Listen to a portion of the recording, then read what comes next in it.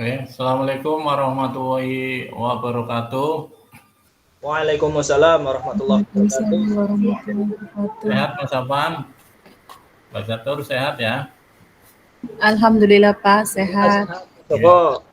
Oke. Pak Bambang, Bang. Alhamdulillah sehat. Ya, ada Bu Paramita, ada Pak Bejo. Untuk tatap maya hari ini, tatap maya yang keempat yaitu modul 1.3 pembelajaran PJOK berpusat pada peserta didik. Izin untuk share screen ya Bapak Ibu. Ji.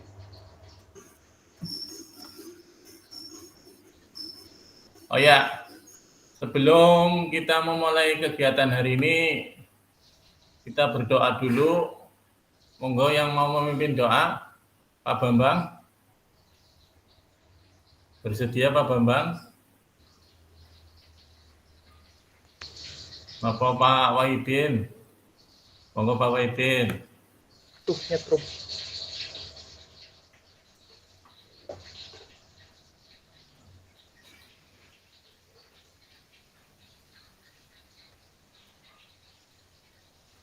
Bapak Mas Afan, pimpin doa Mas Afan. Ji. Ya, monggo Mas Afan, ya. Bismillahirrahmanirrahim. Assalamualaikum warahmatullahi wabarakatuh. Waalaikumsalam warahmatullahi wabarakatuh. Marilah Bapak-bapak, Ibu-ibu sekalian, sebelum kita mengawali kegiatan pada hari ini, kita berdoa dulu supaya kita diberikan kemudahan, kelancaran, dan juga pemahaman apa yang akan dipaparkan oleh fasilitator kita. Berdoa dipersilahkan.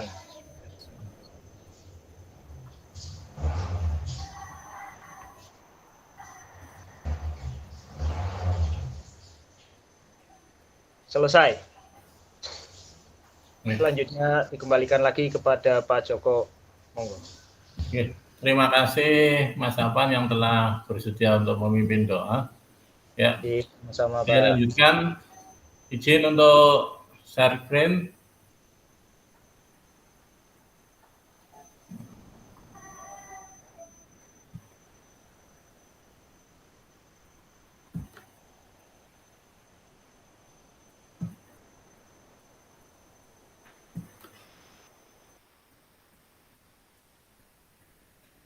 Ya. Untuk materi dalam tatap maya kali ini adalah modul 1.3 yaitu pembelajaran PJOK yang berpusat pada peserta didik. Kemudian kesepakatan bersama seperti biasa, yang pertama untuk kamera selalu dinyalakan, kemudian mematikan mikrofon, hadir seutuhnya, menghargai waktu bersama, kemudian memaksimalkan fitur chat. Kemudian apabila ingin bertanya, klik raise hand dulu.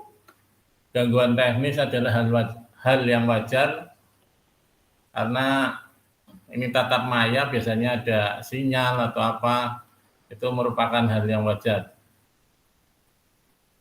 Kemudian tujuan untuk sesi pertemuan kali ini diharapkan untuk Bapak Ibu mampu yang pertama memahami konsep pembelajaran PJOK yang berpusat pada peserta didik, kemudian memahami minat peserta didik sesuai karakteristik bidang jasmani, sosial, emosional, dan mental sesuai usianya, kemudian menganalisis studi kasus kegiatan pembelajaran PJOK berdiferensiasi,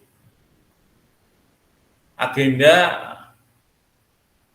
5 menit yang pertama nanti pembukaan, kemudian pengingat kesepakatan bersama, pemaparan tujuan sesi, dan penjelasan agenda kegiatan. Kemudian nanti di aktivitas 1 itu ada role play atau bermain peran pembelajaran yang berpusat pada peserta didik. Itu waktunya 30 menit atau setengah jam. Kemudian menuliskan peran guru dan peserta didik dalam pembelajaran studi center learning atau pembelajaran yang berpusat pada peserta didik pada Jamboard atau Padlet nanti itu waktunya 15 menit. Kemudian pada aktivitas 2, menelaah berbagai macam karakteristik perkembangan peserta didik dari berbagai jenjang usia. Itu nanti waktunya 10 menit. Kemudian mencocokkan tabel karakteristik bidang jasmani, sosial, emosional, mental dengan usia anak, waktunya 10 menit. Dan aktivitas yang ketiga, analisis contoh pembelajaran berdiferensiasi di dalam modul 1.3, itu 15 menit. Kemudian yang terakhir, penutup, refleksi, dan seperti biasa, foto bersama, itu 5 menit. Nah, bagaimana praktek pembelajaran PJOK yang berpusat pada peserta didik itu? Kemudian apa yang menandakannya, ya. Belum menjawab pertanyaan, mari bayangkan sejenak beberapa hal yang mungkin terjadi di kelas-kelas kita, ya, pada saat kita memberikan materi kepada anak, ya. Apakah saat ini kita lebih banyak suara peluit sebagai perintah gerak daripada suara guru saat pembelajaran? Kemudian yang kedua, apakah saat pembelajaran semua gerakan peserta didik harus sesuai perintah atau komando guru? Ya. Ini nanti sebelum menjawab pertanyaan yang tadi, ya, kita membayangkan, ya, kira-kira pada saat kita mengajar itu apakah, ya, kita lebih banyak suara peluit sebagai perintah gerak daripada suara saat pembelajaran, ataukah apakah saat pembelajaran semua gerakan peserta didik harus sesuai perintah atau komando guru. Tuh. Kemudian ini nanti ada dari pakar. Ini videonya dari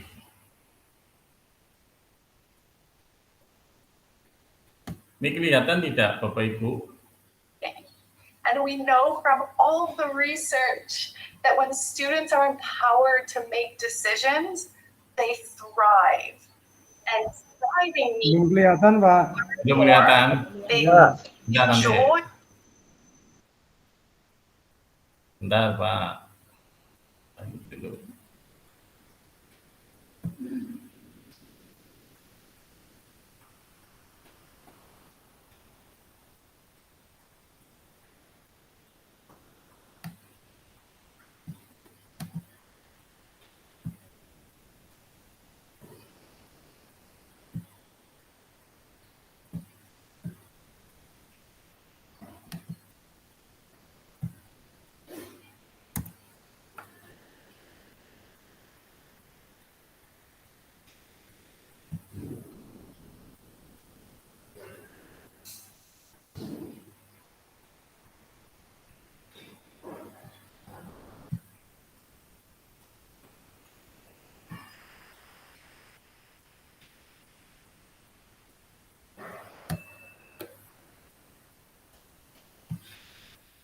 Ya, ganti video dulu.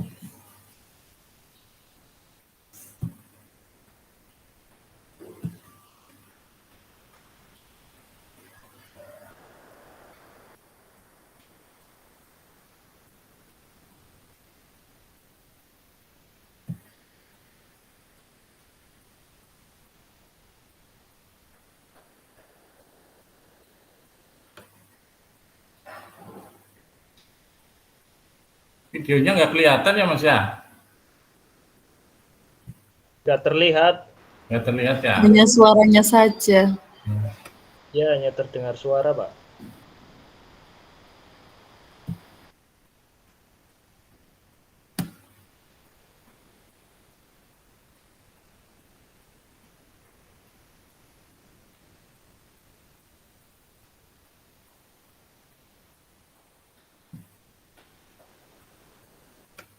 Yang video di itu aja dulu ya, Mas ya.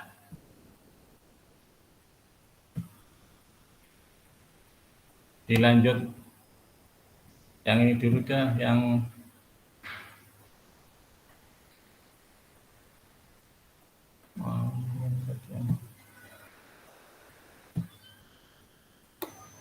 Bisa dikirim WA saja Pak, WA grup Ya, Pak. ya nanti saya kirim di kolom chat ya, Mas Oh ya. iya Pak. Kolom chat aja udah.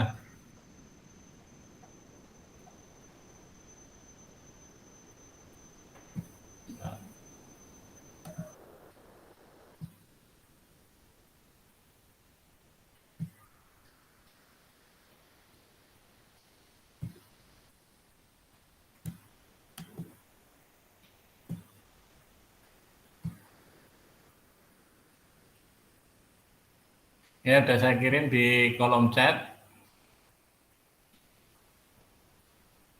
Ya, saya lanjutkan ya. Kemudian nanti kita melakukan aktivitas satu, yaitu melakukan aktivitas role play berikut ini. Ya, role play atau aktivitas pembelajaran, yaitu capaian pembelajarannya peserta didik memahami gerak fundamental, kemudian tujuan pembelajaran. Yang pertama, peserta didik melakukan dan memahami gerak koordinasi dengan benar. Yang kedua, peserta didik mengetahui efek dari latihan yang dilakukan. Kemudian yang ketiga, peserta didik dapat menganalisis efek latihan yang diberikan melalui perubahan denyut nadi. Asesmennya atau penilaiannya melakukan self and peer assessment efek latihan yang telah dilakukan. Melakukan analisis efek latihan yang diberikan melalui perubahan denyut nadi. Kemudian aktivitas pembelajarannya yaitu latihan gerak koordinasi. Langkah-langkah aktivitas nanti fasilitator membagi peserta secara berpasangan berdasarkan nomor urut. Ya. Contoh nomor urut 1 nanti dengan nomor urut 2, nomor urut 3 dengan nomor urut 4, dan seterusnya. Kemudian nanti saya menampilkan pilihan gerakan. Ya. Tiap peserta itu bebas memilih nomor gerakan yang paling disukai. Nanti ada 5 gerakan ya, dalam video. Nah, memilih gerakan yang paling disukai. Kemudian sebelum mempraktekkan gerakan, hitung denyut nadi terlebih dahulu ya. Bisa pada pergelangan tangan nanti ya.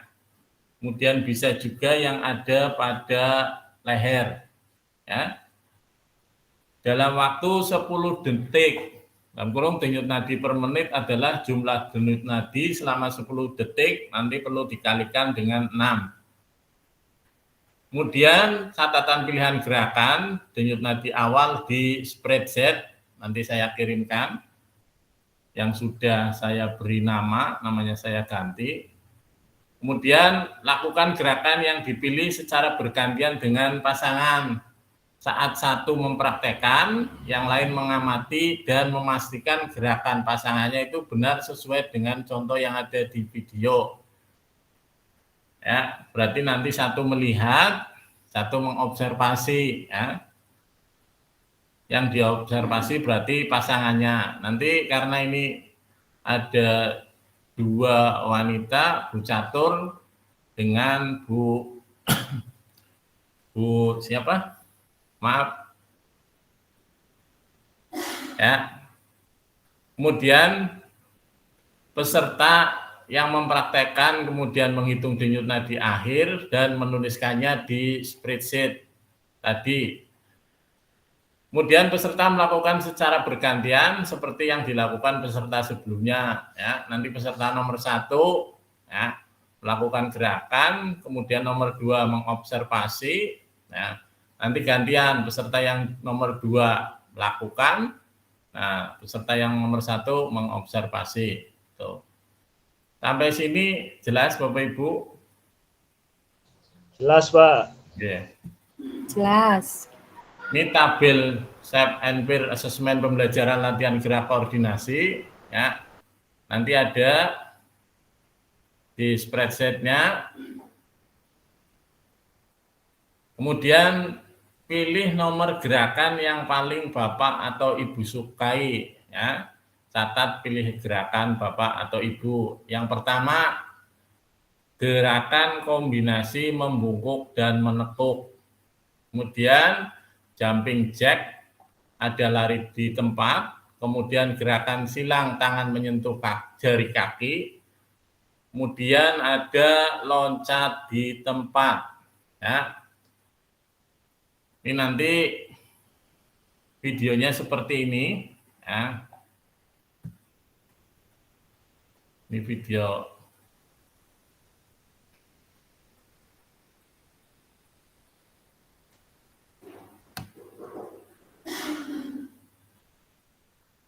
Ya. Nanti linknya saya kirim, ya. Kemudian dicermati videonya, silakan nanti spreadnya saya kirimkan dulu, spreadsheet-nya.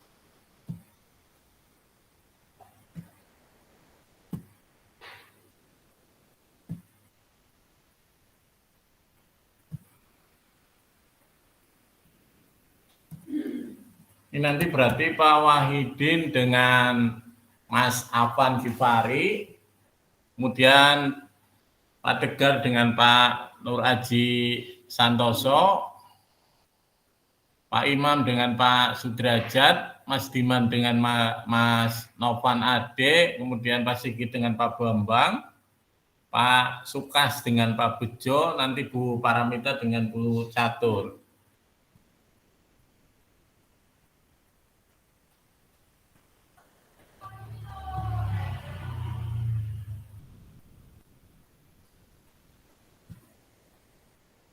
Untuk videonya bisa Bapak Ibu lihat di kolom chat itu ada. Monggo untuk dilihat.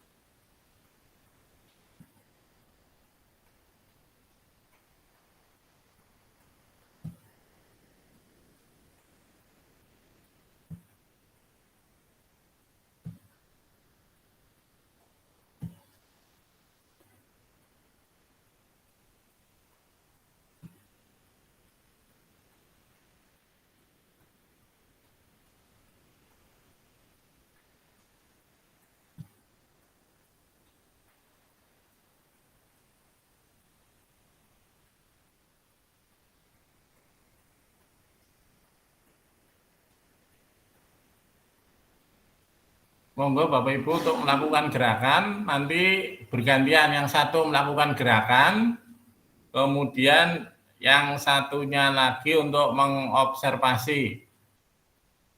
Gerakannya bebas, tapi sebelum melakukan gerakan, dihitung denyut nadinya dulu ya Bu ya, atau Bapak. Nanti kalau sudah menghitung denyut nadi 10 detik, nanti kalikan 6, kemudian setelah itu baru melakukan gerakan. Gerakannya 2 kali 8 hitungan.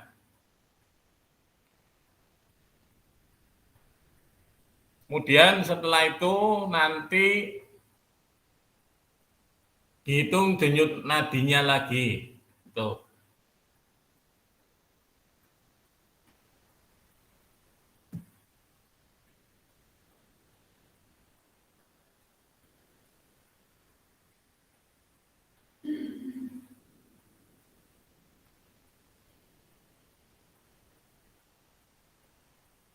Monggo, Bapak Ibu.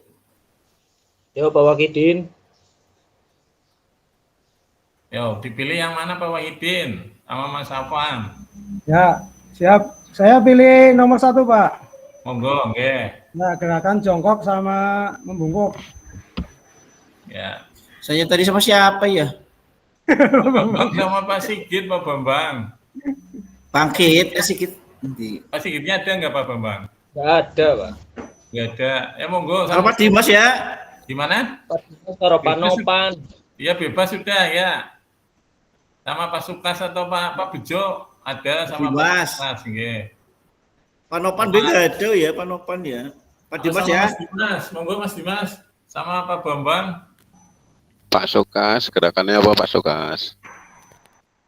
Pak Dimas, endi ya wonge? Pak Sukas, gerakannya apa Pak Sukas?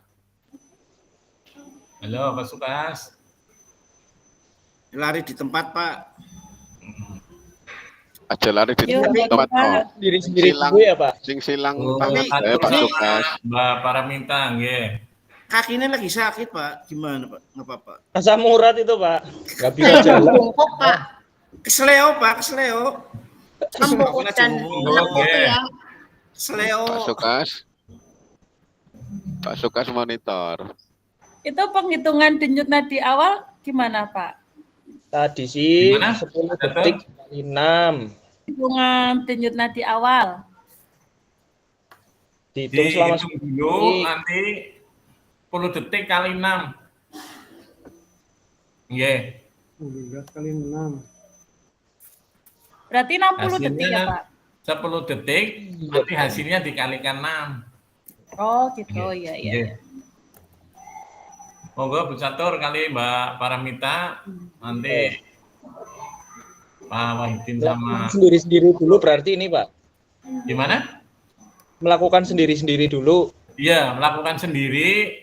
Pas Afan lihat Pak Wahidin dulu, nanti jenengan yang observasi. Ya. Nanti kan ada timbal baliknya apa, umpan baliknya, apakah gerakannya Pak Wahidin udah betul. Nah, kemudian nanti di spreadsheet itu ditulis ya, denyut nadi awal berapa, denyut nadi akhir berapa itu.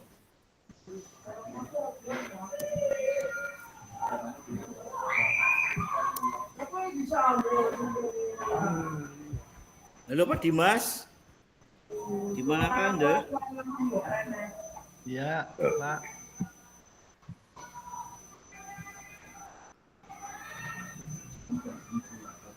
Pak Bambang bisa melompat. Pak Dimas dulu.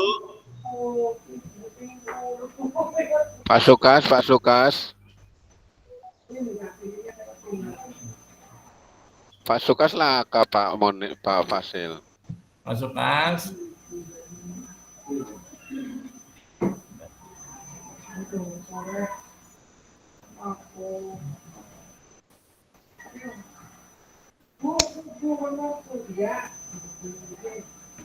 Ya Pak Bambang sama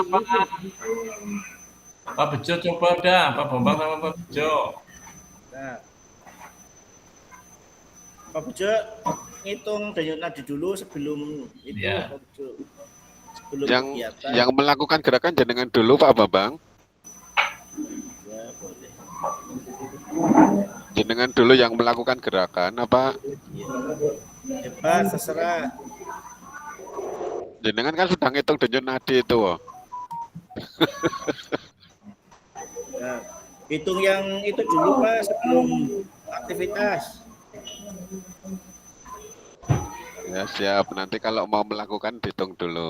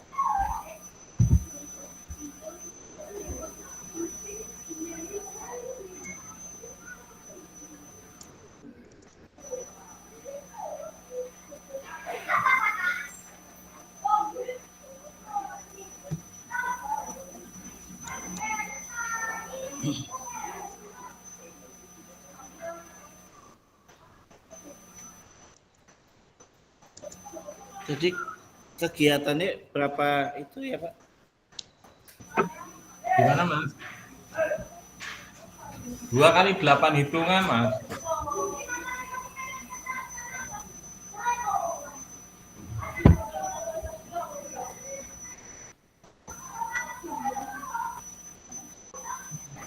Ini pakai breakout room atau gimana, Pak? Yang mana? Enggak, Untuk kegiatan ini jenengan berarti di keluar. enggak keluar Mas Apan. Jenengan melihat Pak Wahidin suruh on kamera, ya. Enggak keluar, enggak breakout room, enggak. Berarti Saya mati.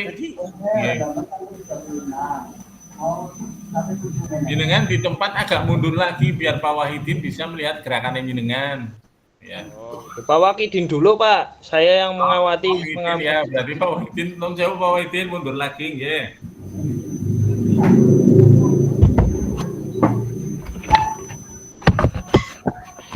Ya.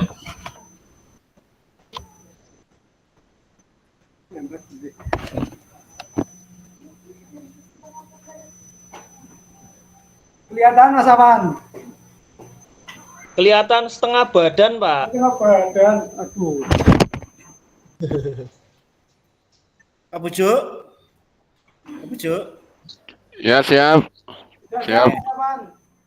Monggo. Itu ya, Ya, saya kelihatan. melakukan kegiatan itu yang apa ya, silang tangan dan kaki. Ya sama-sama. 2, 3, mulai. Pak Bujo yang hitung. Silang itu saya silang itu. Hmm? Saya nanti yang silang itu ya silang kaki tangan itu ya. Ya, saya juga itu. Kalau lari. Gerakannya samakan saja enggak apa-apa. Ya enggak apa-apa ya. Siap. Gerakannya disamakan, Cukup. enggak apa-apa sama Ya. Bujo. Tangan dulu Pak Bambang. Ya, Oke.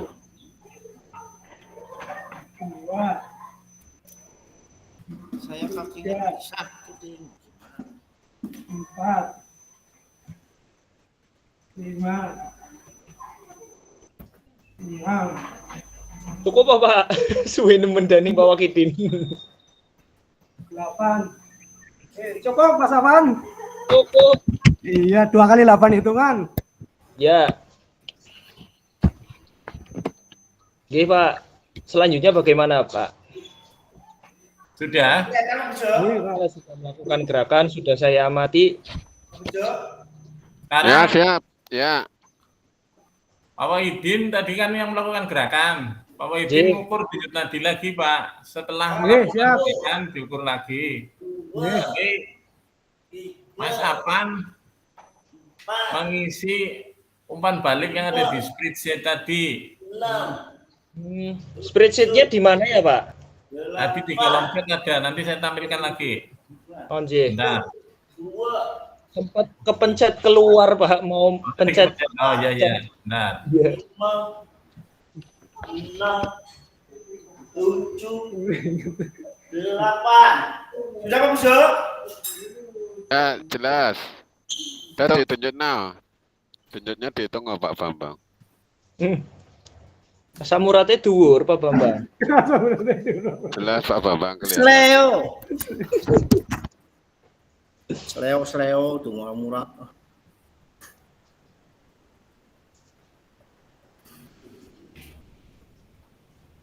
Ini yang spreadsheet-nya, Mas. Kalau gerakannya saya berbeda dengan Pak Wakidin boleh Pak? Boleh, boleh. Oke. Oke. Pak Bambang tak menghitung denyut nadi dulu ya. Iya, kumat. Ya, kumat.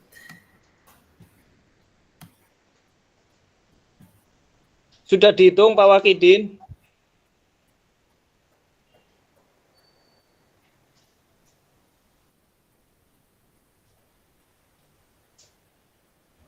Ini itu 10 detik sama.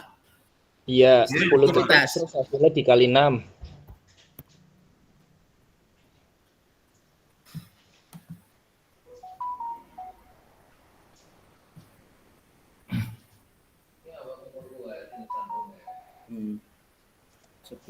Itu spreadsheet-nya saya kirim di J.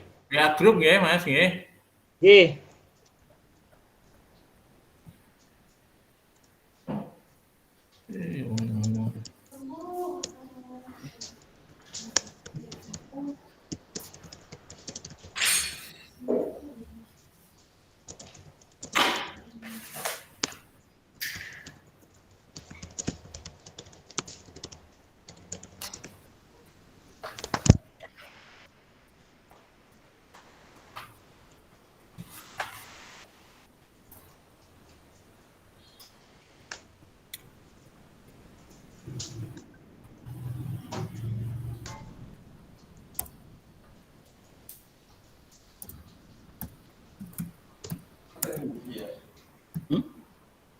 Alkohol.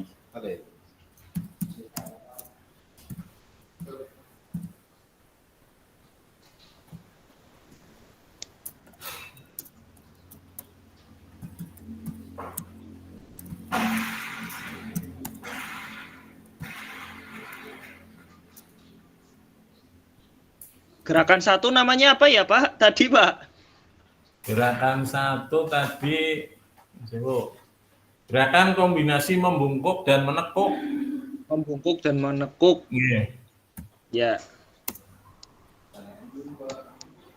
Jadi umpan baliknya sudah saya ketik Pak. Berarti selanjutnya saya melakukan gerakan G. Iya. Dengan melakukan gerakan. Pak Wakidin sudah siap Pak?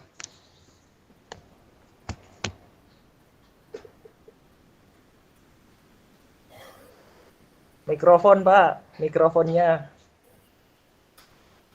Mas Afan gerakannya apa ya? Saya milih jumping jack aja Pak. Oh, jumping jack, iya siap. D. Mas Nopan bisa lihat video di itu ya Mas ya, kolom chat ya Mas. Dari sini cukup Pak Wakidin.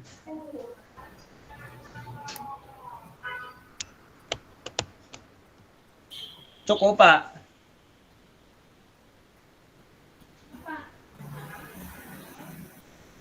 Cukup apa enggak Pak? Bisa ke belakang sedikit lagi enggak? Ya sebentar. Soalnya ini tempatnya yang Oh, lumayan. sempit ya cukup gitu enggak apa-apa kalau memang enggak bisa mundur. Keterbatasan tatap maya itu memang seperti ini. Iya. Cukup ya Pak, sini Pak. Ya, siap.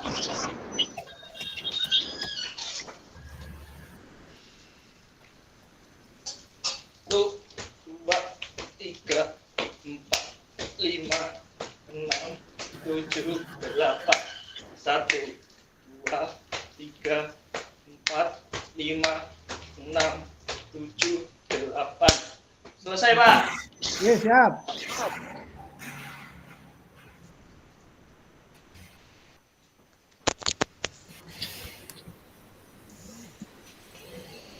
Umpan baliknya Pak Bejo. Pak Bejo ngisi umpan balik Pak Bejo, monggo. Ya, Pak Bambang siap ya?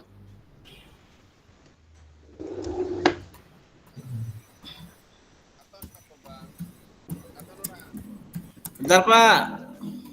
Sudah saya ketik, Pak. Kelihatan enggak Pak Bambang?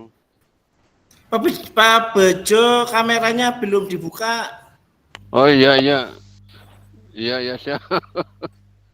Nah. Kelihatan? Iya kelihatan Pak.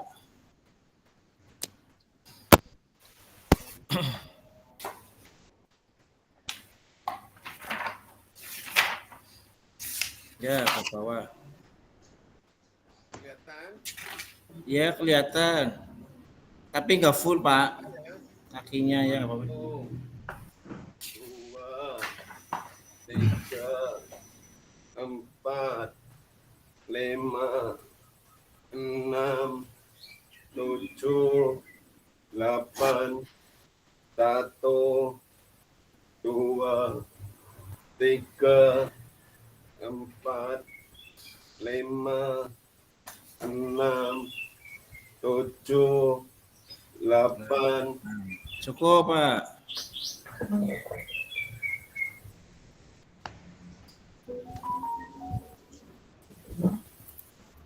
Suaranya nggak ada, Mas Topan. Belum dibuka, Mas. Tes. Oh iya, ada. Ya, betul, Pak. Iya.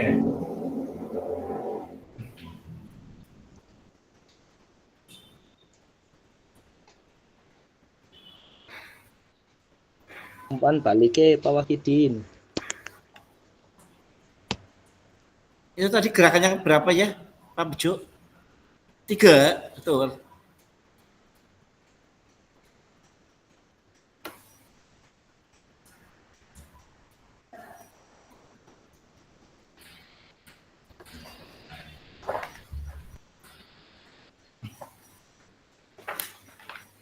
Pak Bejo berarti gerakan yang keempat, Mas Bambang. Ya sama ya tadi sama Iya. saya juga ya keempat berarti ya.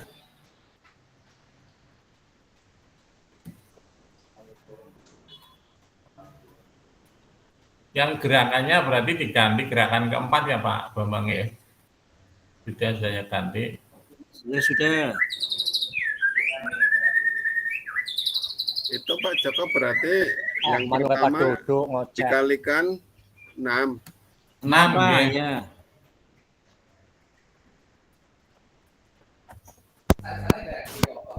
Berarti dikalikan 6 Pak Joko. Iya Pak. Nah, yang terakhir juga kali 6. Iya. Siap.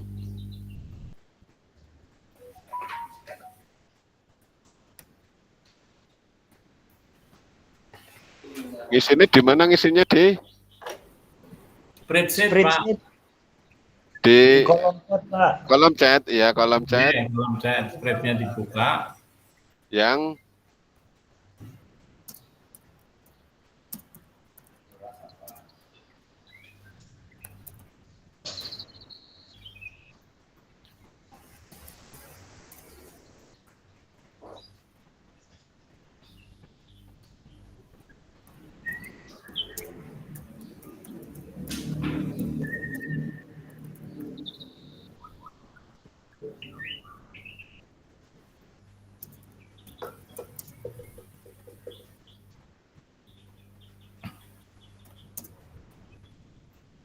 Bejo ngisi itu apa umpan balik saya.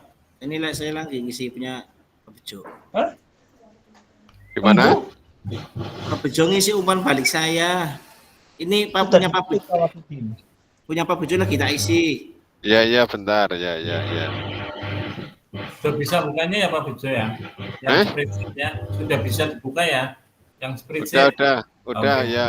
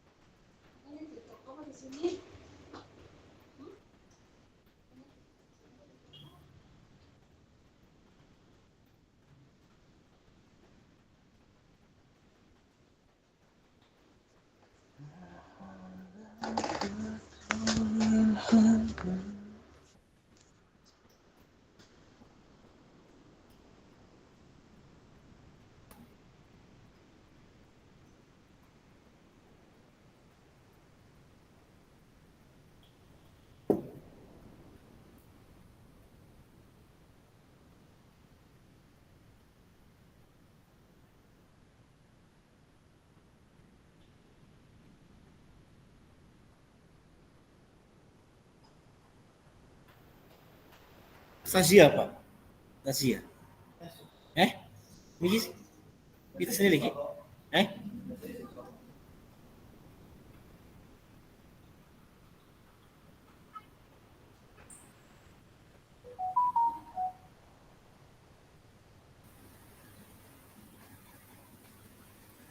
Sambil mengisi, saya lanjutkan ya, Bapak Ibu.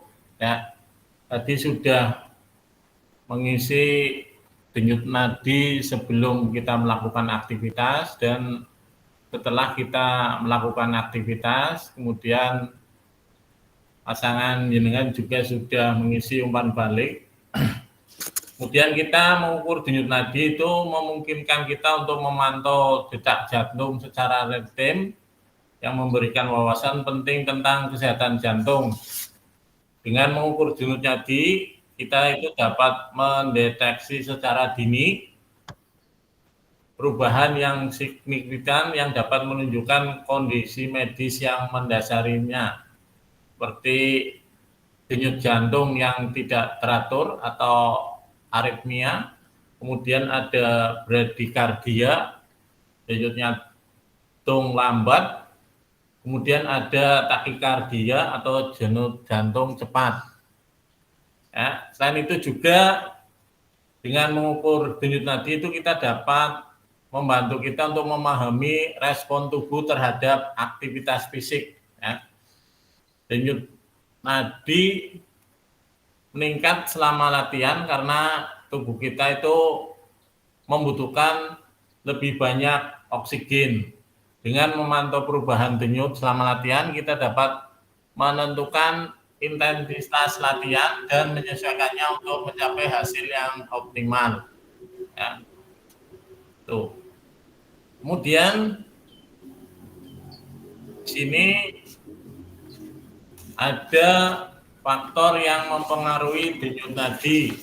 Ya, ada beberapa faktor yang mempengaruhi denyut nadi, seperti usia, kemudian jenis kelamin. Itu secara umum wanita memiliki denyut nadi yang lebih sedikit lebih cepat daripada laki-laki atau pria. Kemudian yang ketiga, faktor yang mempengaruhi tingkat kebugaran. Ya, orang yang lebih fit cenderung memiliki denyut nadi yang lebih rendah saat istirahat.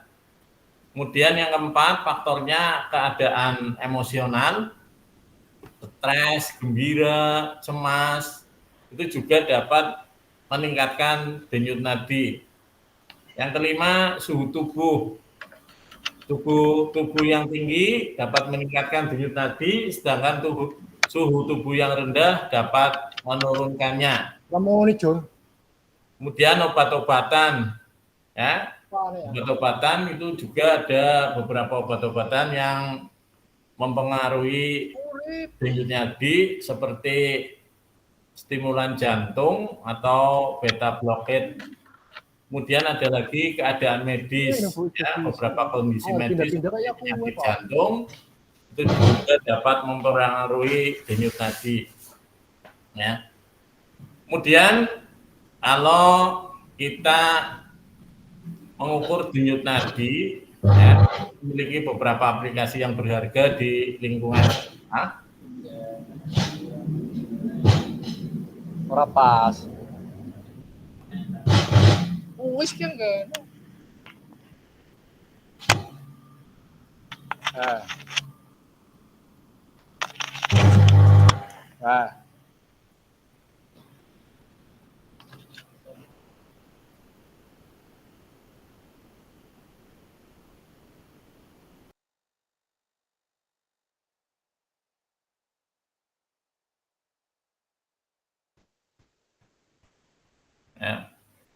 Mohon maaf tadi terpental Bapak Ibu.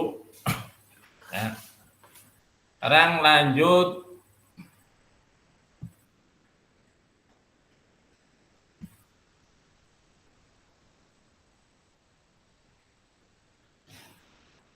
nah,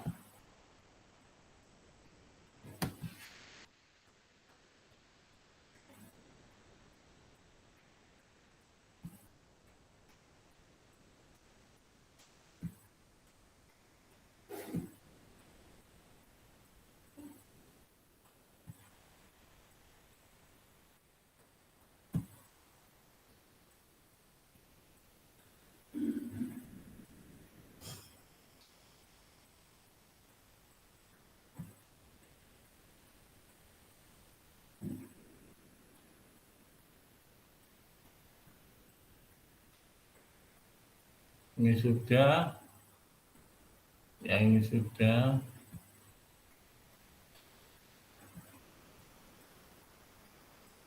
Hitung denyut nadi akhir sudah ya Pak ya. Kemudian apakah sudah? Sudah. Mari melakukan umpan balik sudah. Bagaimana cara kita melihat apakah latihan yang dilakukan sudah benar ya, dengan mengamati atau mengobservasi teman kita ya. Kemudian membandingkan dengan contoh video yang ada. Kemudian adakah efek yang Bapak atau Ibu rasakan dari latihan yang telah dilakukan ya. Kemudian efek tersebut mengidentifikasi apa menurut Bapak Ibu, apa yang tadi sudah dijelaskan. Ya, terima kasih sudah melakukan role play. Ya. Kemudian ini ada Padlet, nanti silakan Bapak Ibu untuk mengisi.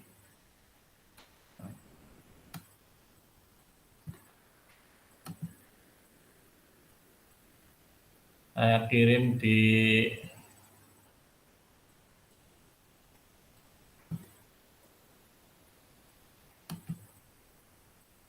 chatroom.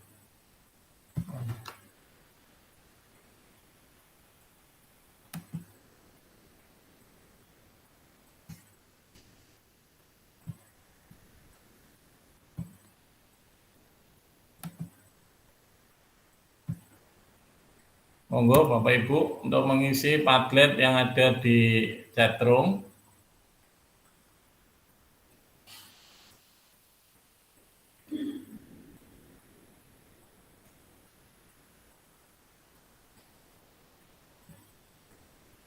Ya.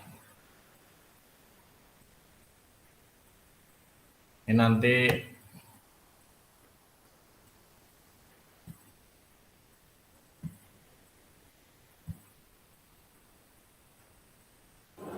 Padletnya seperti ini, Bapak Ibu. Oh, maaf ini salah kayaknya. Padletnya salah. Yang ini salah ya, Padletnya Iya, salah. itu yang kemarin Asep. Yang kemarin ya. Nanti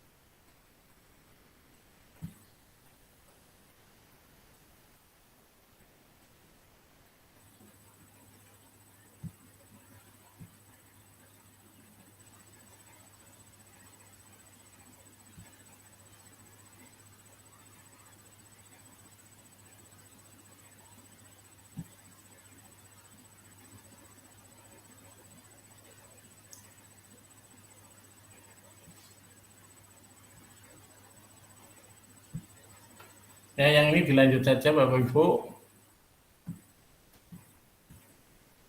Nanti menggunakan Padlet yang ini aja dulu.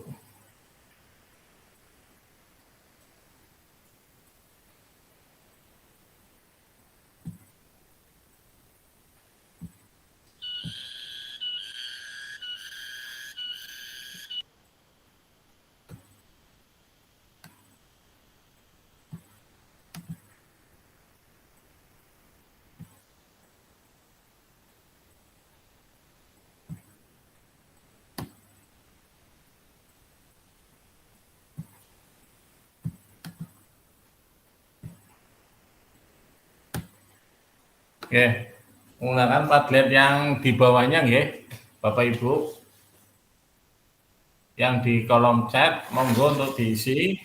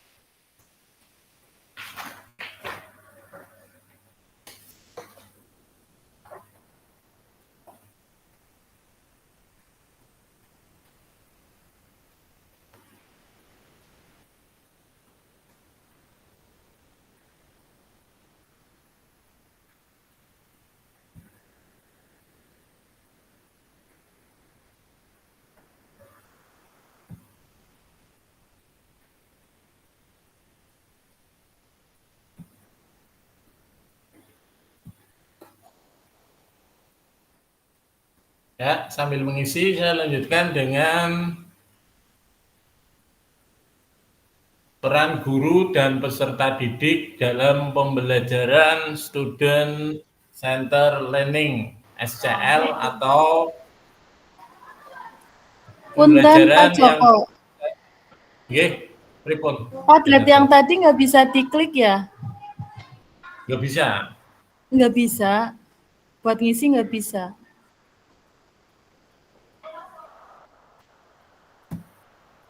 Tidak ada kolom itu komentar.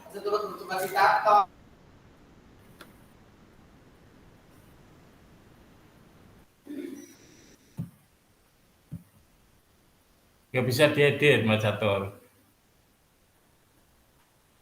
Tidak ada kolom adcom-nya buat komentarnya. Jadi yang ini nanti saya kirim ke WA grup aja Mas Catur, ngisinya nanti ya. Nggih, Pak. Siap. Setelah pertemuan, gitu aja. setelah pertemuan, ya. Ya. Saya lanjutkan yang tadi peran guru dan peserta didik dalam pembelajaran center learning atau pembelajaran yang berpusat pada peserta didik.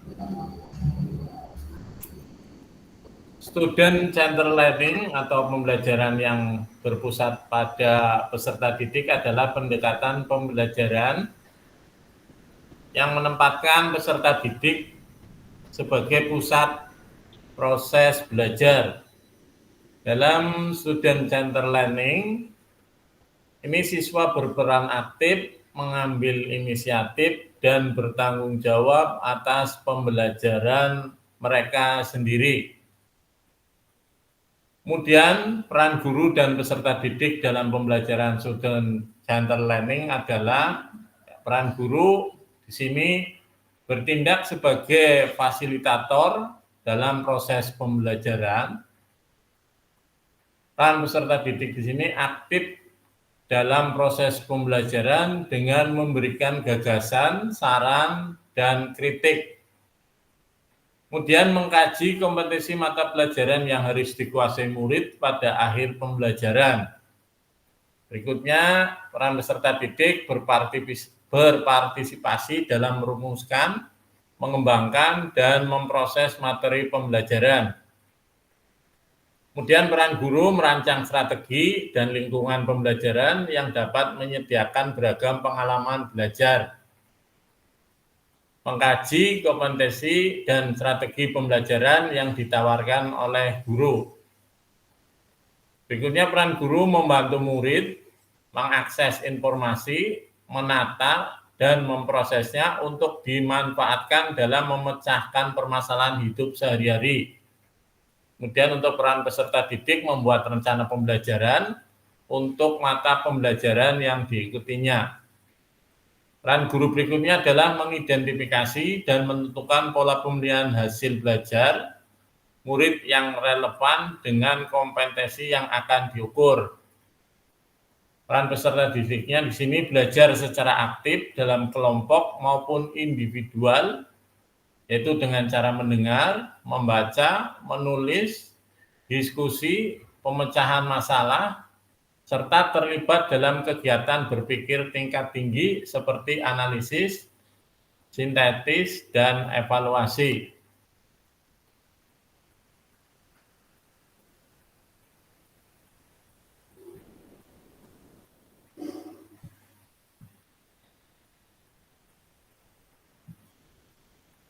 Dalam student-centered learning, guru akan berperan sebagai fasilitator dalam proses belajar.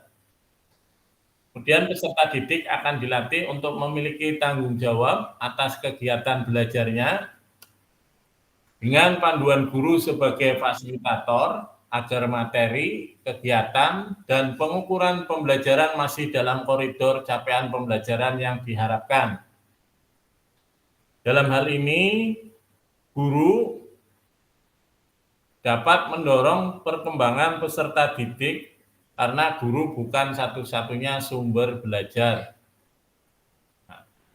Jenis-jenis pembelajaran student-centered learning apa yang pernah Ibu Bapak praktekkan dalam pembelajaran? Jenis-jenis di sini ada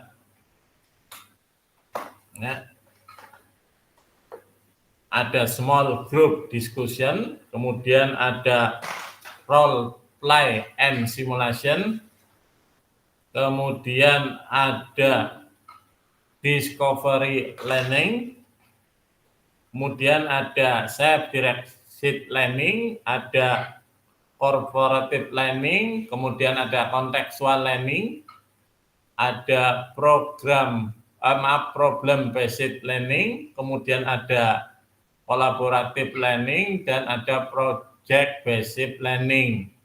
Small group discussion ini metode yang merupakan model pembelajaran yang melibatkan antara kelompok peserta didik dan kelompok peserta didik atau kelompok peserta didik dan pengajar untuk menganalisis, menggali, atau memperdebatkan topik atau masalah tertentu, permasalahan tertentu. Kemudian di role play and simulation ini adanya interaksi antara dua atau lebih peserta didik tentang suatu topik atau kegiatan dengan menampilkan simbol-simbol atau peralatan yang menggantikan proses kejadian atau sistem yang sebenarnya. Kemudian ada discovery learning. Ya, yang ketiga, discovery learning ini membentuk atau metode yang berbentuk pemberian tugas belajar atau penelitian kepada peserta didik dengan maksud ataupun tujuan supaya peserta didik itu dapat mencari sendiri jawabannya tanpa bantuan pengajar.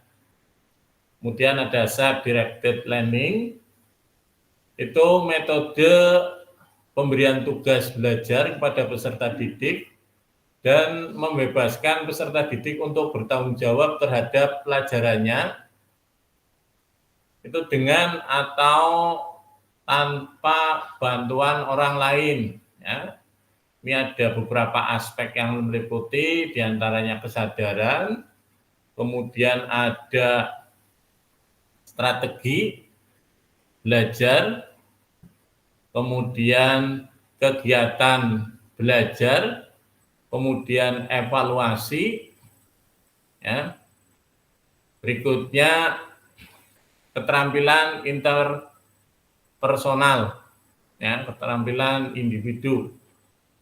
Kemudian yang kelima ini ada cooperative learning, ya. Ini model pembelajaran kooperatif, yaitu pembelajaran dengan cara berkelompok atau bekerja sama untuk saling membantu, membangun konsep, kemudian menyelesaikan persoalan atau inquiry. Berikutnya yang keenam, contextual learning. Ini pembelajaran kontekstual, yaitu pembelajaran yang dimulai dengan sajian, kemudian ada tanya jawab lisan, biasanya dengan ramah, kemudian terbuka, kemudian ada negosiasi, ya, yang terkait dengan dunia nyata kehidupan, ya, daily life modeling, sehingga akan terasa manfaat dari materi yang disajikan.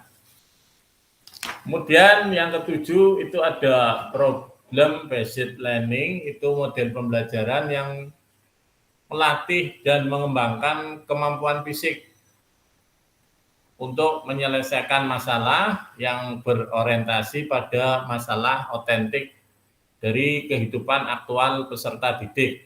Ya. Di pembelajaran problem based learning itu biasanya untuk merangsang kemampuan berpikir tingkat tinggi, ya, kondisi yang tetap harus dipelihara, itu biasanya suasana kondusif, terbuka, kemudian negosiasi, kemudian ada demokratis, suasana nyaman, ya, yang menyenangkan agar peserta didik itu dapat berpikir secara optimal. Yang kedelapan adalah collaborative learning, ya, peserta didik untuk menemukan sebanyak mungkin jawaban, mencari dan menemukan sebanyak mungkin jawaban, ya. Kemudian untuk berinteraksi, menggali semua kemungkinan yang ada.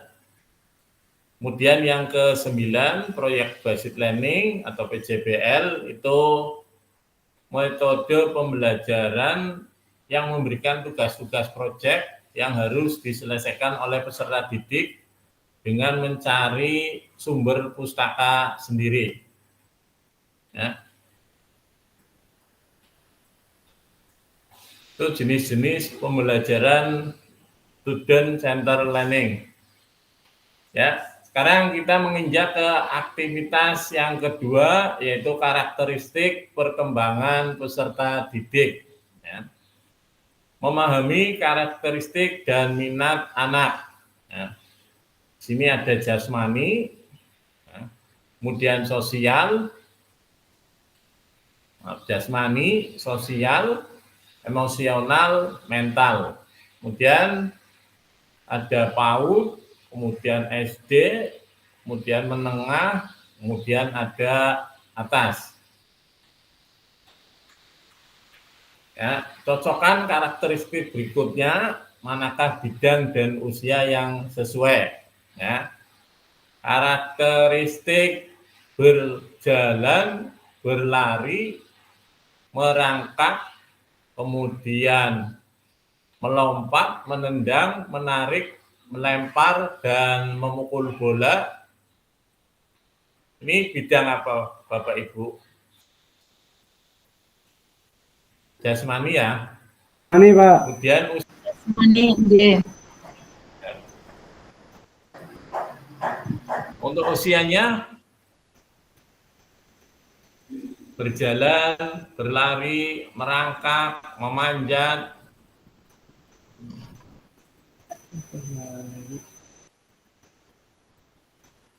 Usianya 0 sampai 2 tahun. nanti yang karakteristiknya dulu, anak-anak pada usia ini mulai mengembangkan rasa mereka sendiri, diri mereka sendiri, dan belajar untuk memahami perasaan orang lain. Mereka juga mulai belajar untuk bergaul dengan teman sebaya, ini bidangnya sosial. Kemudian mereka mulai mengalami emosional yang lebih intens, seperti kemarahan, kesedihan, dan kecemburuan. Mereka juga mulai mengalami tekanan teman sebaya dan tantangan sosial lainnya yang dapat mempengaruhi emosi mereka. Emosi, Berikutnya emosional, kemudian yang ini mental, anak-anak mulai belajar untuk memahami dan mengelola emosi mereka, serta untuk bernegosiasi dan menyelesaikan konflik. Nah, di sini usianya yang jasmani tadi belajar berlari, merangkak 0 sampai 2 tahun. Kemudian yang sosial itu 5 sampai 6 tahun.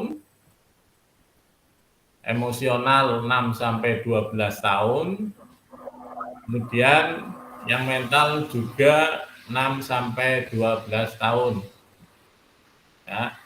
Sekarang kita berdiskusi apa pentingnya guru mengetahui karakteristik peserta didik.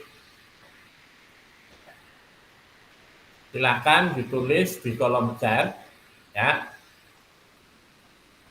Atau mau raise hand langsung menjawab, monggo Bapak Ibu.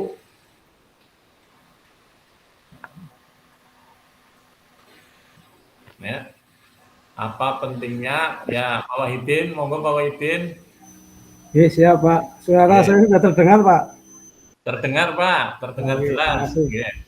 Ya, apa pentingnya guru mengetahui karakteristik peserta didik? Tentunya seorang guru harus memahami dan mengetahui tentang karakter peserta didik setiap individu, Pak. Karena kalau tidak mengerti karakter masing-masing peserta, kita akan kesulitan dalam pengembangan pembelajaran PJOK, terutama ketika anak itu apakah dia menyukai, apakah suasana hatinya senang atau tidak senang. Itu yang pertama kita harus bisa mengantisipasi itu dulu untuk memulai pembelajaran, Pak. Karena kalau tidak dimulai dengan rasa senang, biasanya pembelajaran tidak bisa berjalan dengan baik, Pak. Itu Pak dari saya, Pak. Mantap Pak Wahidin. Barangkali ada yang mau menambahkan? Monggo. Mas Afan atau Mbak Catur, monggo mau menambahkan? Ya, bagus dari pendapatnya Pak Wahidin. Selain itu juga untuk mengetahui karakteristik peserta didik itu dapat memudahkan kita dalam memilih metode mengajar, Pak. Jadi sesuai dengan kebutuhan peserta didik sehingga pembelajaran dapat tercapai yang berfokus pada peserta didik. Terima kasih Mbak Catur. Ya, dengan memahami karakteristik peserta didik itu diharapkan guru dapat menciptakan lingkungan belajar yang efektif dan mendukung untuk setiap siswa sehingga nanti kita dapat meningkatkan hasil belajar dan mencapai tujuan pembelajaran yang optimal. Ya, jawaban dari Pak Wahidin dan Bu Catur ya bagus sekali, mantap. Ya, kemudian yang kedua, bagaimana cara mengakomodasi berbagai karakteristik dan minat peserta didik dalam pembelajaran. Monggo.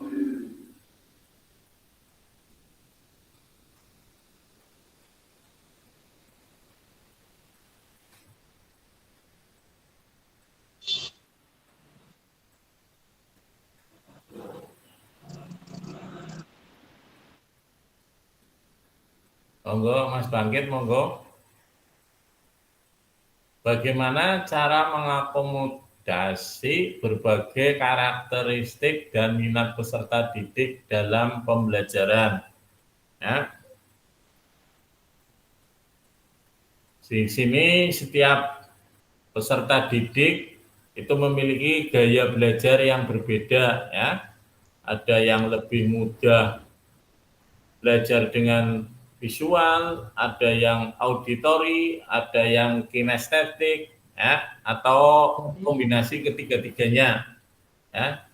Guru itu harus lebih memahami belajar peserta didik, ya, kemudian dapat menggunakan metode pembelajaran yang lebih beragam dan efektif.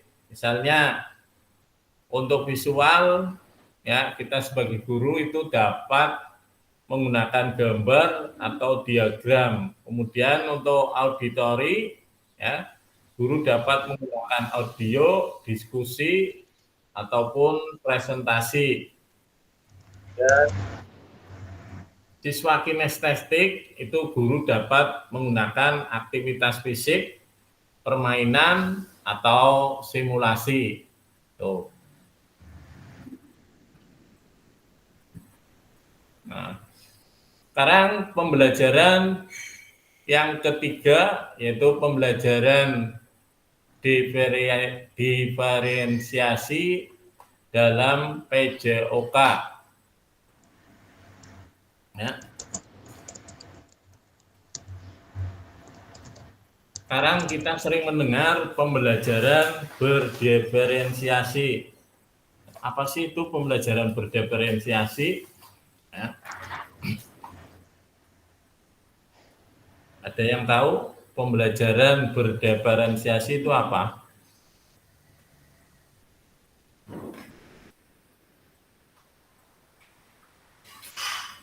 Pengelompokan Pak, mungkin Pak. Pengelompokan. Sesuai dengan kemampuan siswa. Pengelompokan sesuai dengan kemampuan siswa. Nggih. Matur nuwun Mas.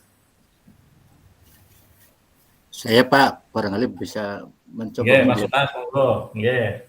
Pembelajaran diferensiasi itu adalah pembelajaran yang mengutamakan pendekatan guru untuk menyelesaikan proses pembelajaran agar sesuai dengan kebutuhan, minat, kesiapan, gaya belajar, dan lain-lainnya. Yeah. Ya. Sekali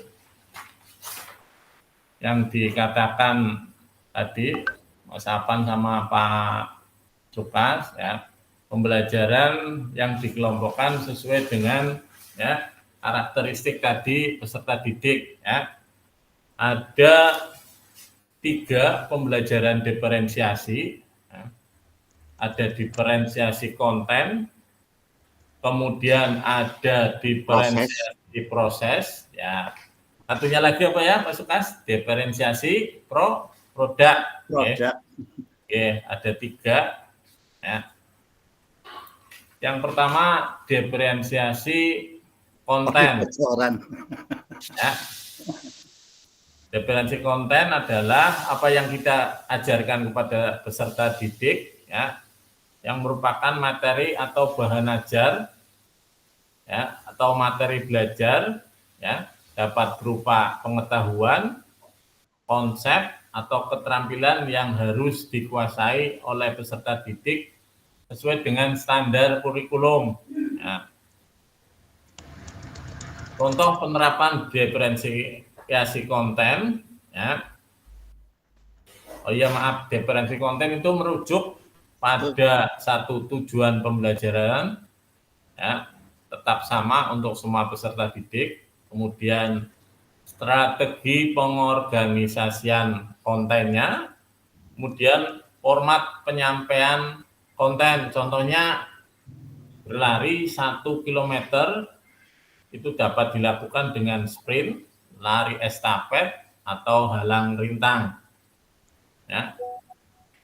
Untuk penerapan diferensiasi konten, ya, adalah apa yang akan kita ajarkan kepada peserta didik yang bentuknya bisa berupa materi atau bahan ajar seperti pengetahuan konsep atau keterampilan yang harus dikuasai oleh peserta didik. Ya, karena di sini kita guru PJOK ya, yang utama berupa pembelajaran keterampilan motorik ya. Maka yang didiferensi pada konten ini biasanya gerak, kemudian keterampilan atau teknik dasar yang harus dikuasai peserta didik, ya, terutama dengan membeda-bedakan tingkat kesulitannya. Tuh. Kemudian pada diferensi proses itu merujuk pada strategi pembelajaran, ya, strategi yang membedakan proses yang harus dijalani oleh peserta didik. Proses ini mengacu pada bagaimana peserta didik akan memahami atau memaknai informasi atau aktivitas yang dipelajari.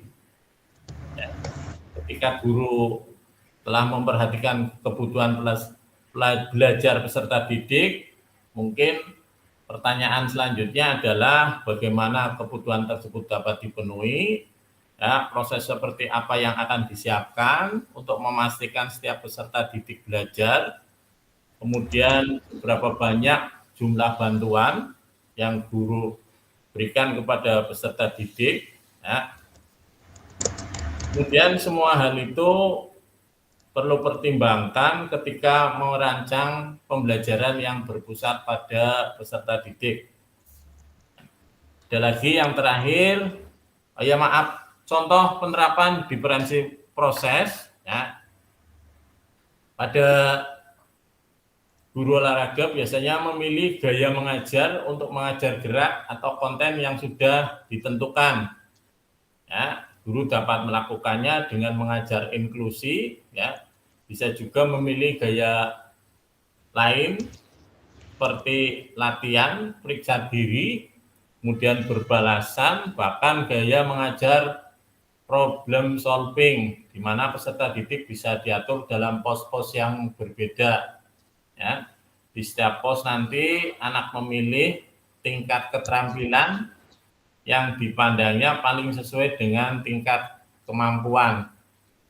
Ya, dan mereka boleh mencoba-coba untuk pindah pos lain untuk menguji tingkat yang paling sesuai dengan dirinya. Tuh. Kemudian yang terakhir, diferensiasi produk. Ya, itu cara peserta didik menunjukkan apa yang telah mereka ketahui, pahami, dan lakukan selama periode pembelajaran tertentu. Ya.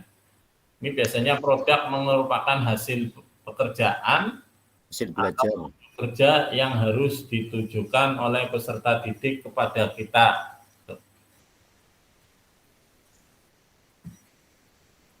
Ya, ini pembelajaran berdiferensi adalah usaha guru untuk menyesuaikan pembelajaran di kelas untuk memenuhi kebutuhan belajar individu murid.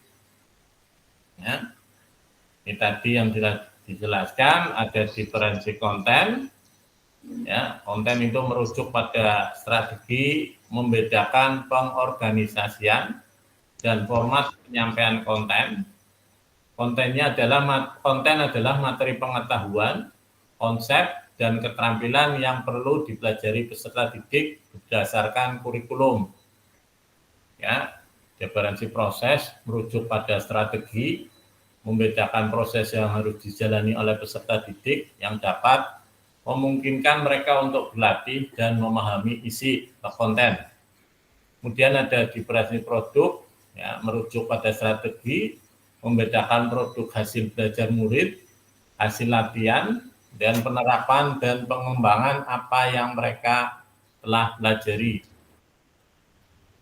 Ya, setelah membaca dan berdiskusi situasi pembelajaran 1 dan 2 tentang contoh langkah-langkah pembelajaran berdiferensiasi di LMS, ya, adakah kendala yang Bapak Ibu alami dalam melakukan strategi pembelajaran berdiferensiasi dalam PJOK? Kemudian gagasan baru apa yang Ibu dan Bapak dapatkan dari contoh-contoh penerapan strategi berdiferensiasi di dalam modul.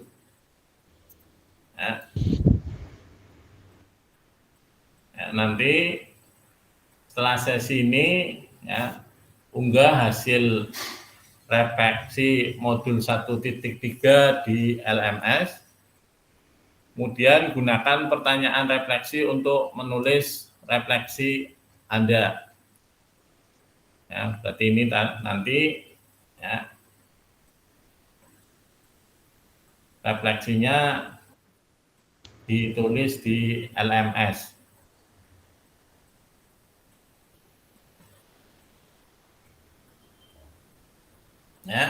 Pada akhir sesi kita hari ini,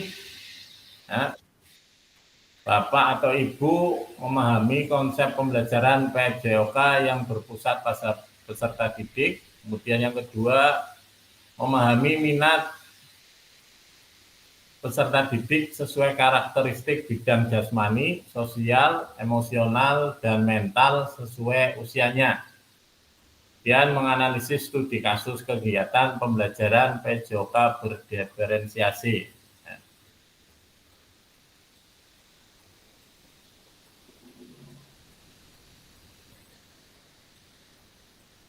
Terima kasih. Terima kasih. Dari sini ada pertanyaan Bapak Ibu mengenai pembelajaran berdiferensiasi. Pak Fasil. Ya. Itu dari 3 diferensi ya. Ya. Konten, terus proses, produk. Produk.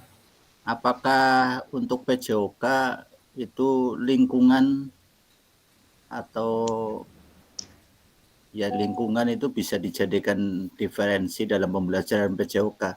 Mengingat kalau saya pernah dengar atau saya pernah lihat pelajaran lainnya kan sistemnya dulu tema ya, saling berkaitan. Itu kira-kira bagaimana Pak Fasil? Diferensi lingkungan. Monggo barangkali ada yang bisa menjawab pertanyaan dari Pak Sukas. Saya lempar dulu, Pak Wahidin monggo, atau Pak Afan.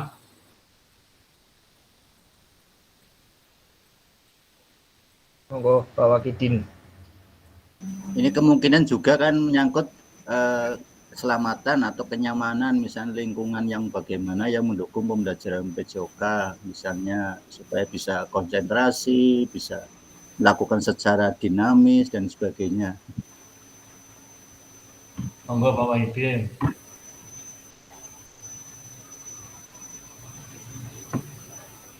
Cek, halo. Kalau saya terdengar Pak. Ya. Ya, baik, terima kasih. Sedikit untuk tanggapan ke Pak Sukas. Untuk pembelajaran berdiferensiasi ini, sebenarnya dalam pembelajaran PJOK, menurut saya ada beberapa hal yang bisa kita gunakan, tidak mesti kita harus menggunakan 3 metode tersebut, Pak. Ya. Artinya menurut situasi dan kondisi yang ada di sekolah kita masing-masing. Ya, artinya ketika memang itu bisa digunakan menggunakan metode pembelajarannya, ya kita gunakan metode pembelajaran. Tapi ketika memang situasinya mendukung untuk pembelajaran yang menggunakan hasil, ya kita bisa menggunakan hasil yang biasanya kalau hasil itu kan menggunakan proyek nih Pak, proyek based learning, yaitu bisa digunakan, artinya tidak mesti harus di sekolah, karena proyek itu bisa dilakukan di rumah atau di tempat yang lebih aman atau nyaman bagi siswa. Kalau menggunakan metode yang isi dalam pembelajarannya, ya kita sebagai guru harus bisa mengantisipasi, artinya ketika pembelajaran itu membutuhkan lapangan atau memang tempat yang luas, ya kita harus bisa mengalihkan anak ke tempat tersebut melalui dengan cara bagaimana kita bisa mengakomodasi anak tersebut. Contoh misalkan kalau pembelajaran renang, ya misalkan kita harus memilih tempat renang yang lebih aman lah misalkan. Atau mungkin lebih baik untuk anak tersebut melihat karakteristik dari anak-anak yang akan kita ajar. Misalkan dari kelas 1 atau kelas 2, otomatis kita harus mencari tempat renang yang istilahnya dangkal airnya, kemudian tempatnya presentatif untuk keamanannya tidak terganggu oleh hal-hal yang lain yang bisa membahayakan. Kira-kira hanya sedikit saja itu, Pak. Terima kasih. Assalamualaikum warahmatullahi wabarakatuh. Waalaikumsalam.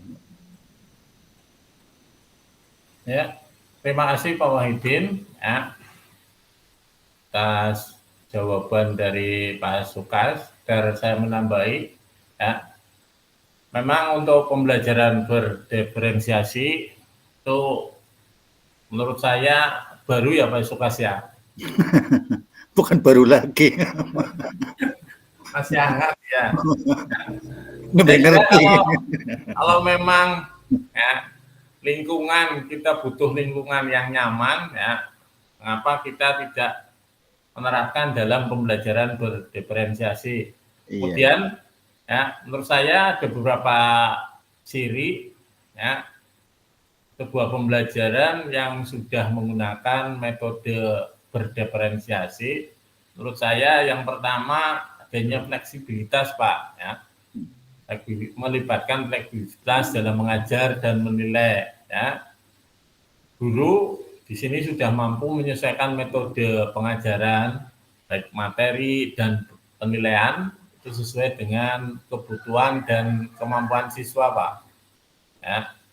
Lain juga fleksibilitas ini melibatkan penggunaan sumber daya yang beragam termasuk bahan ajar, teknologi, aktivitas belajar, kemudian lingkungan yang nyaman juga. Kemudian pengelompokan berdasarkan kebutuhan. Ya, ciri-ciri ya, seorang pengajar itu sudah melakukan pembelajaran yang menggunakan metode berdiferensi. Yang kedua, pengelompokan berdasarkan kebutuhan. Ya. Metode berdiferensiasi itu sudah melibatkan pengelompokan siswa berdasarkan kebutuhan mereka. Ya. Pengelompokan siswa ini kita lakukan asesmen awal dulu Pak, penilaian awal, kemudian nanti kita lihat contoh kayak permainan bola voli ya, pada teknik dasar passing bawah. Itu kira-kira anak yang sudah mahir, kemudian anak yang belum bisa, kemudian anak yang sudah baru mulai bisa ya. Itu kita kelompok-kelompokkan, kemudian kita bagi ya menurut 3 diferensiasi tadi, ada diferensi konten, kemudian ada produk, ya. Kemudian ada diferensiasi proses. Ya. Karena dengan membentuk kelompok-kelompok kecil dengan siswa yang memiliki tingkat pemahaman serupa atau mengadakan kelompok yang berbeda untuk siswa yang membutuhkan bantuan tambahan, ya, dengan cara ini, ya, akhirnya siswa-siswa tersebut itu menerima dukungan yang sesuai. Kemudian pada ciri yang ketiga yaitu penilaian formatif. Kemudian yang keempat ada tantangan dari peserta didik yang sesuai. Nah, yang terakhir menurut saya ada keterlibatan aktif dari siswa. Gitu Pak Sukas. J, Pak, nuwun. Barangkali yang lain mau menambahkan, monggo. Mas Dimas.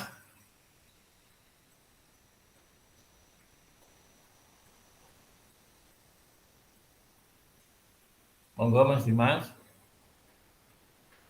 Atau yang lain Pak Bambang. Iya Pak. Ya. Barangkali mau menambahkan Mas Dimas? Saya malah mau itu Pak, Pembelajaran pengalaman teman-teman di sini dan yeah. Bapak Fasil, terutama tentang pembelajaran diferensiasi tadi yang sudah dijelaskan Pak Joko.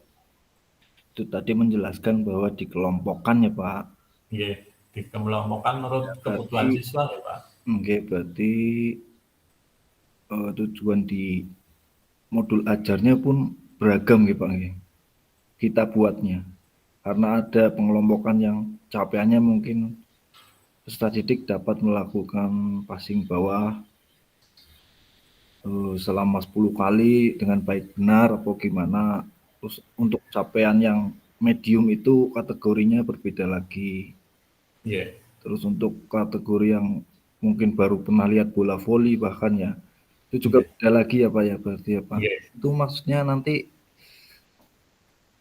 di hasil akhirnya pengambilan penilaiannya bagaimana Pak? Atau ada semacam instrumen penilaian lagi yang dimana ketiganya itu bisa dianggap balance, maksudnya seimbang. Oh ini bisa dikatakan baik seperti kelompok 2, oh ini kelompok 2 itu setara dengan kelompok yang lain. Seperti itu Pak, saya bingung Pak. Oke. Monggo, barangkali ada yang mau menjawab pertanyaan dari Mas Dimas. Mas Apan, monggo barangkali. Saya juga masih kurang menguasai Pak untuk pembelajaran berdiferensiasi itu.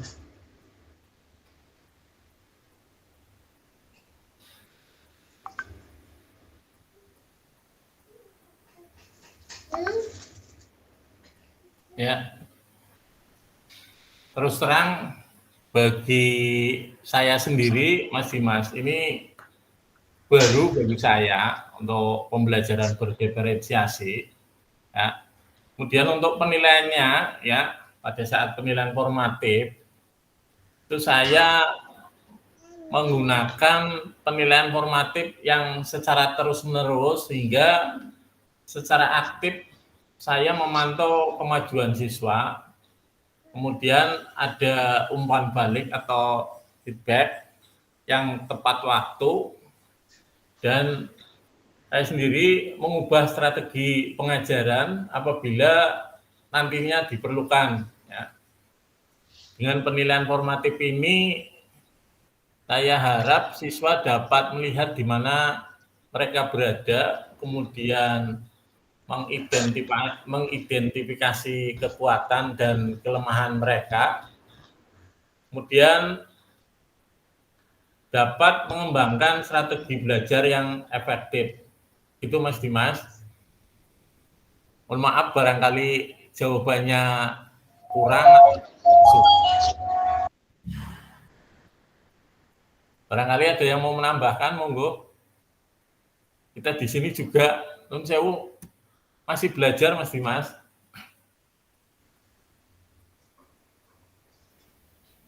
Nggih Pak, nggih.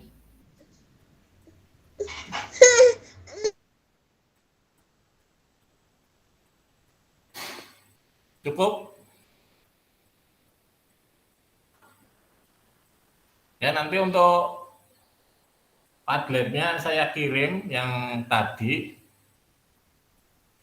Tadi saya cari kayaknya ada di file mana. Ya, nanti saya kirim kemudian dikerjakan, kemudian nanti ada tugas di LMS juga. Ya.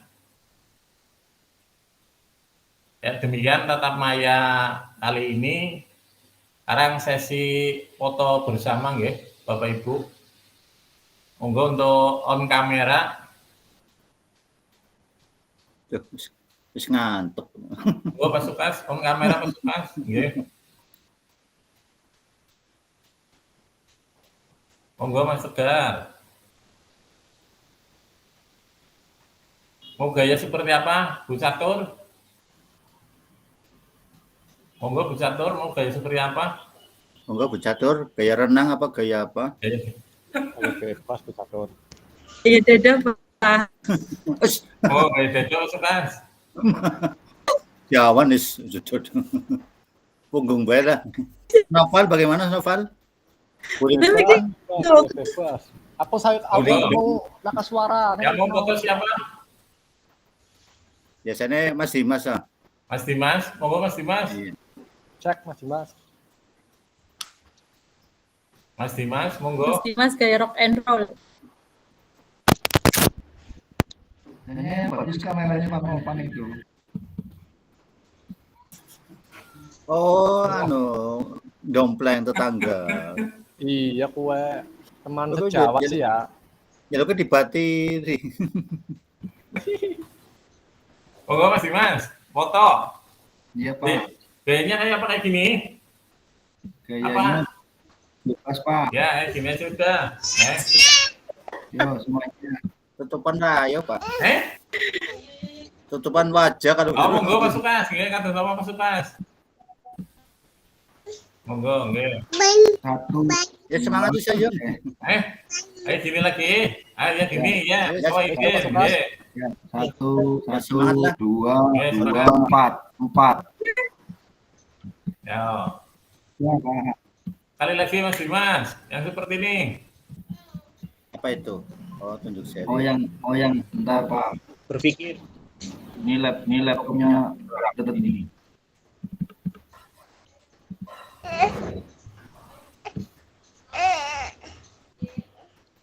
Nah.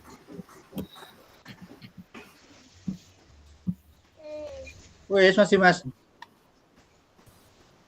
Burung action. Ya Mas Dimas. Orang apa sih Mas? Ya, matur nuwun Bapak Ibu PJOK hebat, atas waktunya. Ya.